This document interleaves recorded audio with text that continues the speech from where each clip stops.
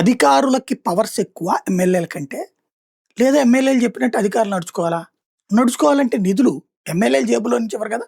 ప్రభుత్వం ఇవ్వాలి. ఇప్పుడు ఎమ్మెల్యేలు తాము కోరినట్టు పని చేయట్లేదంటూ ప్రభుత్వాన్ని ఏమనలేక, చంద్రబాబుని ఏమనలేక అధికారుల్ని తిడుతున్నటువంటి పరిస్థితి. ఇది మున్సిపాలిటీలు, కార్పొరేషన్లు, జిల్లా పరిషత్తుల మీటింగుల్లో కనబడుతున్నటువంటి ఒక విచిత్ర పరిస్థితి.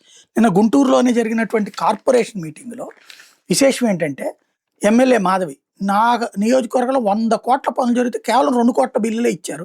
లోపం ఎక్కడుంది? ప్రభుత్వం డబ్బులు ఇస్తే ఇస్తాడు. ఆయనకేం పోయే? కమిషనర్ ఏమన్నా జేబులో యేసుకుంటాడా?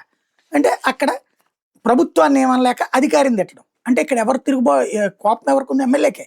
తెలుగుదేశం ఎమ్మెల్యేనే ఆవిడ.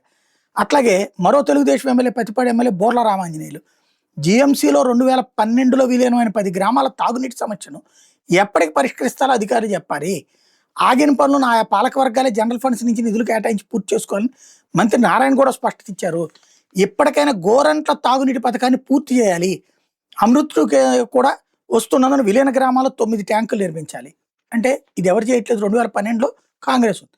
14 నుంచి 19 దాకా తెలుగుదేశమే కదా ఉంది. 19 నుంచి 24 దాకా ఉన్నటువంటి జగను చేయలేదు. ఇప్పుడు కూడా చేయలేకపోతున్నారు. అది మాట్లాడింది తెలుగుదేశం ఎమ్మెల్యే. అట్లాగే తూర్పు ఎమ్మెల్యే, గుంటూరు తూర్పు ఎమ్మెల్యే నజీర్ వచ్చేటప్పటికి మెప్మా ఆధ్వర్యంలో ఏర్పాటు చేసిన స్మార్ట్ స్ట్రీట్ వెండింగ్ మార్కెట్ నిర్మాణాల వల్ల చుట్టుపక్కల వాళ్ళకి ఇబ్బందులు లేకుండా స్థలాలు గుర్తించాలి. అంటే అందరూ వ్యాపారాలు చేసుకునే చోట మెప్మా సెంటర్ పెట్టద్దు, వీళ్ళెవరు లేని చోట పెట్టండి మీరు అన్నటువంటి. అంటే ఏంటి? అందరూ ఉన్న చోట పెడుతున్నారు అన్న ప్రభుత్వపు నిర్ణయం తప్పుపడుతున్నాడు. ఎందుకు? చిరు వ్యాపారాలు అందరూ రేపొద్దున వ్యతిరేకిస్తారు. మెప్పా వాళ్ళ స్టాల్ అంటే ఒక బ్రోకర్లు పెట్టేసుకుంటారు ఒరిజినల్ మెప్పా వాళ్ళకంటే.